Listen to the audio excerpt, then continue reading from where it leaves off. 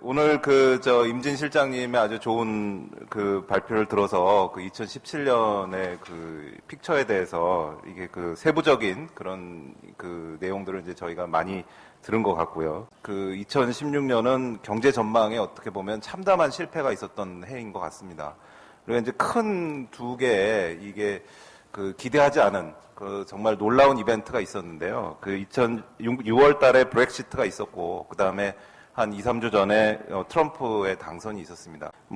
브렉시트가 이루어지면 이 경제 성장률이 4%포인트 하락할 것이다. 영국의 경우에.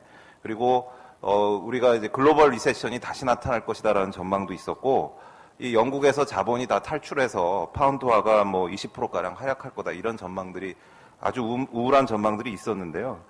여지없이 전망이 틀렸고, 그 다음에 이제 트럼프 선거 전에도 저희가 굉장히 암울한 전망이 많았습니다. 만약 트럼프가 당선이 되면 미국 주가는 10% 이상 폭락할 것이다.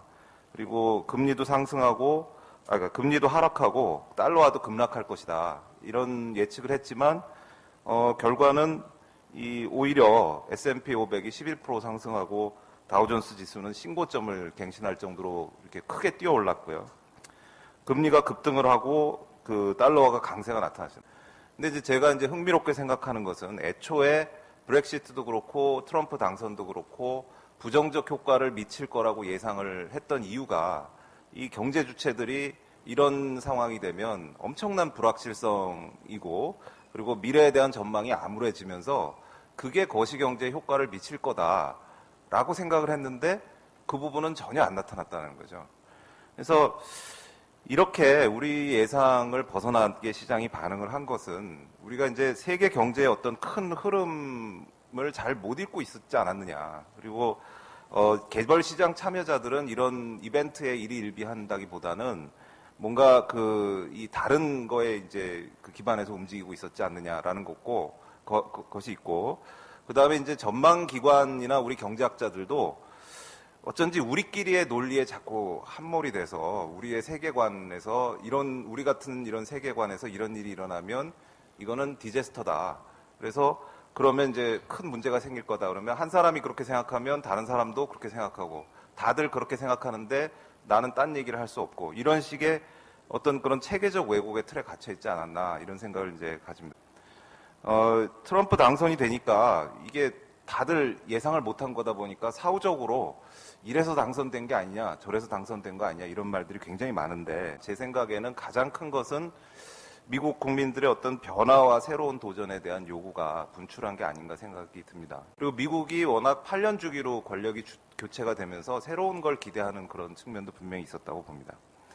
그래서 가장 큰 원인은 이 금융위기가 이미 2008년에 일어났는데 8년 이상의 시간이 흘렀는데 그 위기를 일단 벗어나는 것까지는 오케이인데 그 이후에 어떤 새로운 픽처를 제시를 하지 못했다라는 게 가장 큰 이유라고 저는 생각을 합니다. 그래서 여기 20페이지에 이제 표를 이제 드린 거는 미국 대선 출구조사 결과인데 보시면은 이제 클린턴을 지지한 사람, 트럼프를 지지한 사람 이렇게 위에 보면 클린턴을 지지한 사람들이 왜 지지하냐 물어보면 나를 더 케어하는 것 같다, 경험 있고 그런 것 같다 이렇게 보통 대답을 하는 반면에 트럼프를 지지하는 사람들은 80% 이상이 뭔가 변화를 불러올 것 같다라고 이제 얘기를 했거든요. 그 얘기는 미국민들이 얼마나 변화를 추구를 했느냐. 그 수많은 단점에도 불구하고 그렇게 이상한 사람이라고 생각됨에도 불구하고 어떤 변화에 대한 갈구에서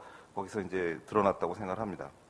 그리고 시장에서 그렇게 네거티브하지 않게 오히려 포지티브하게 반응한 것도 이제 어떤 경제의 그런 어떤 그런 레짐, 경제의 그런 상황이 기조가 이제 변화하는 어떤 신호탄 역할을 한다고 생각했기 때문이라고 생각합니다. 그동안 아까 임 실장님도 하셨지만 IMF 전망을 보면 계속 이제 좀 더 나아질 거다 전망했는데 지속적으로 계속 틀렸잖아요. 그런데 언젠가는 이제 다시 업턴이 이제 필요한 상황이 올 텐데 이게 이제 트럼프의 당선과 함께 어떤 사람들에게 어떤 신호탄이 되지 않을까. 이게 새로운 희망을 어찌됐건 한번 걸어보자 이런 심정이 아닌가 이렇게 생각이 듭니다.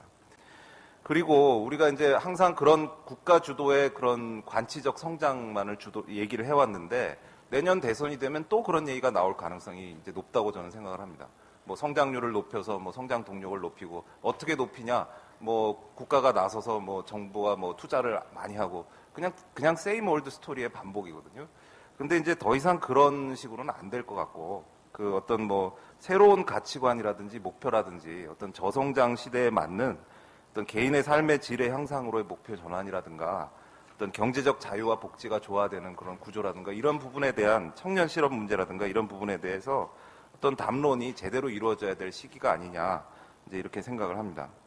그리고 이제 마지막으로 그냥 잠깐 덧붙일 것은 그동안 이제 그 최근에 뭐 사태가 굉장히 이제 심각하긴 한데 그 어떤 사회과학자로서 이제 글로벌하게 이제 통시적으로 보면 우리가 주기적으로 이런 일을 지금 겪고 있습니다. 한 1, 2년마다 한 번씩 큰 이벤트라기보다는 어떤 충격을 겪고 있는데요. 우리 보면 뭐 광우병 파동 이후에 뭐 메르스 사태, 뭐 사드 배치 논란, 그다음에 지진 일어났을 때 보면 크고 작고 그런 어떤 사안의 심각성의 차이는 있지만 예전에 비해서 어떤 그런 SNS라든지 이런 걸 통해서 어떤 충격파가 굉장히 크게 일어나는 걸 이제 알 수가 있거든요. 그러면 이제 앞으로도 예상을 해보면 앞으로도 우리가 이런 걸 계속 겪을 거라는 걸 이제 우리가 알 수 있는데 그걸 겪을 때마다 어떤 경제가 큰 타격을 입고 뭐 이런 부분들이 발생을 한다라는 거는 당연한 거고요. 그런 거에 대해서 이제 미리 좀 대비를 하는 그런 모습이 좀 필요하지 않느냐 이제 그렇게 생각합니다. 좀 너무 길게 말씀드렸어요.